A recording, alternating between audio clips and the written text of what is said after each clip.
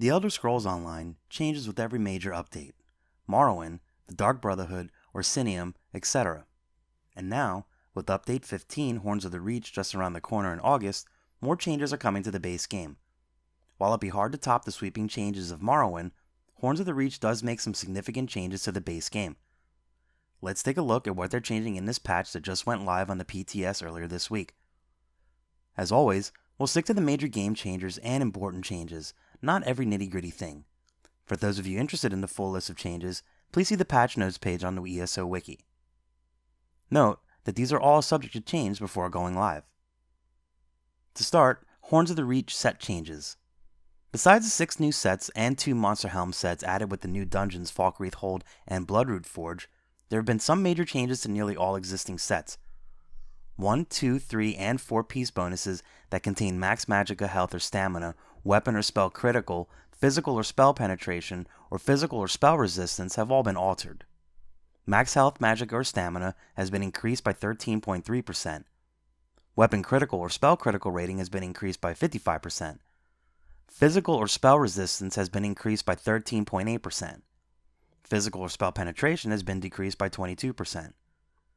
These are some huge changes that should help to increase the overall DPS of players across Tamriel. Dungeons are much harder since ESO Morrowind was released, and between these changes and the nerfing of the 4 hardest dungeons in ESO, players will once again have a similar experience to what they had before the Morrowind update. Some other major changes coming to sets are the nerfs to the Monster Helm sets, and a few other sets that proc. Since the first nerf to proc sets, making them unable to critically hit, wasn't enough, ZeniMax has taken it a step further by nerfing them in other ways. They have also taken some steps to further improve some of the less used Monster Helm sets, to entice players into varying their builds. Any monster summoned by an item set proc now inherits any bonuses you have. The most notable bonuses are damage done and healing done from passive abilities, major minor buffs, or the champion system. Bloodspawn decreased the amount of ultimate generated by this item set proc to 14 ultimate from 15. In Death's Wind, this item set now grants crowd control immunity to the enemy after knocking them back. For Grothdar, decrease the damage of this item set proc by 10%. Alambris, decrease the damage of this item set proc by 10%. Lord Warden, increase the radius of this item set proc to 8 meters from 5 meters. Narioneth, increase the damage of this item set's proc by 20%. Nightflame, increase the proc chance from this item set to 5% from 3%, and change the 1 piece bonus to max magicka instead of max health. Poisonous Serpent, increase the proc chance of this item set to 50% from 25%, but decrease the damage to 3400 poison damage from 6800 poison damage. Selene, this item set proc now displays a hostile telegraph to enemy players, indicating its area of effect. Celestrix, increase the damage of this item set's proc by 30%, decrease the time it takes for the proc to erupt to 1.5 seconds from 2 seconds, and increase the cooldown of this item set's proc to 5.5 seconds from 5 seconds. For Shadowrend, change this item set's proc to occur when you take damage instead of when you deal damage. Increase the proc chance of this item set to 15% from 5%. The monster summoned by this item set's proc now deals magic damage instead of physical damage. And increase the duration of the minor maim debuff applied by this item set to 10 seconds from 5 seconds. For Shadow of the Red Mountain, this item set's proc now spawns a volcano that erupts after 1 second and launches a projectile at the closest enemy, instead of instantly dealing unavoidable damage. For Shieldbreaker, this item set's proc now only occurs once for each cast of a lightning or restoration staff heavy attack. Slimecrawl, change the 1 piece bonus to a double 1 piece bonus of both weapon and spell critical strike chance instead of health recovery. For Spawn and Mephala, increase the damage of this item set proc by 5% and change the 1 piece bonus to max stamina instead of max health. For Stormfist, increase the shock damage of this item set's proc by 10%. The physical damage portion remains unchanged. For Swarm Mother, decrease the cooldown of this item set's proc to 1 second from 2 seconds. For Veladrith, this item set proc now occurs after a 1 second delay and displays a warning visual on the set wearer when the proc occurs. For Viper's Sting, this item set proc now deals its damage over 4 seconds instead of dealing it instantly. And Widowmaker, this item set proc now drops a spore on the ground in front of you that explodes after 1 second instead of instantly dealing unavoidable damage. All in all, these changes should bring a bit more balance to PvP and actually make some of these sets better in PvE, Hopefully, we'll see more of them worn around the game. Next up are the Horns of the Reach weapon and armor trait changes. Perhaps one of the largest changes made to the game with Horns of the Reach update is in the form of trait changes. There's been a pretty stable meta for weapon traits, and after this update, that will change. Let's take a look at these changes and see how.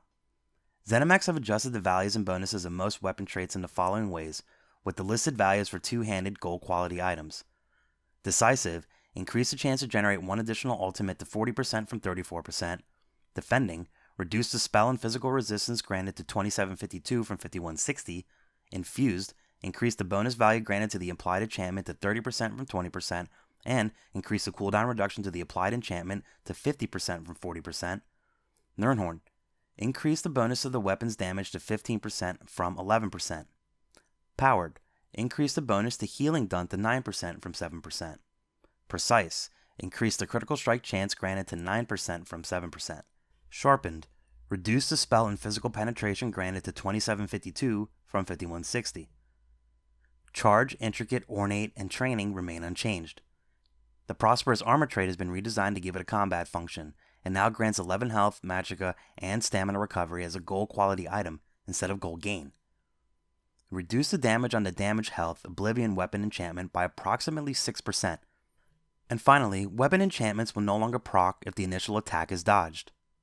You can see that Sharpen has taken a 50% cut to its penetration, effectively dethroning it as the best weapon trait in the game. PvP and DPS players will now have to find Nirnhorn, Precise, or infused versions of their preferred weapons. Tanks and PvP players using defending on their sword or staff of their defensive bar will now have a difficult decision to make, as defending was also cut in half. This will probably piss off many players, namely those who spent weeks or months farming Maelstrom Arena or City of Ash. Horns of the Reach Mundus Stone changes. The last of the significant changes in the Horns of the Reach update lies with the Mundus Stones. While not everyone shared the same stone, there have long been 2 or 3 that have ruled the ESO meta for a very long time. ZeniMax has buffed nearly all the values to really give players tough decisions and allow more build flexibility. The values and bonuses of most Mundus Stones are adjusted in the following ways, with the listed values for CP 160 plus characters. The Apprentice, increased spell damage to 238 from 167. The Atronach, increased magicka recovery to 238 from 167. The Lady, now grants spell resistance in addition to physical resistance. Value increased to 2752 from 1980. The Lover, now grants 2752 physical and spell penetration instead of granting spell resistance. The Lord, increased max health to 2231 from 1452. The Mage, increased max magicka to 2028 from 1320. The Serpent, increased stamina recovery to 238 from 167. The Steed, increased health recovery to 238 from 167. The Thief, reduced critical strike chance to 9% from 11%. The Tower, increased max stamina to 2028 from 1320. The Warrior, increased weapon damage to 238 from 167. The Shadow and the Ritual remain unchanged. You can see that the only nerf was to the Thief, which is the most popular in the game.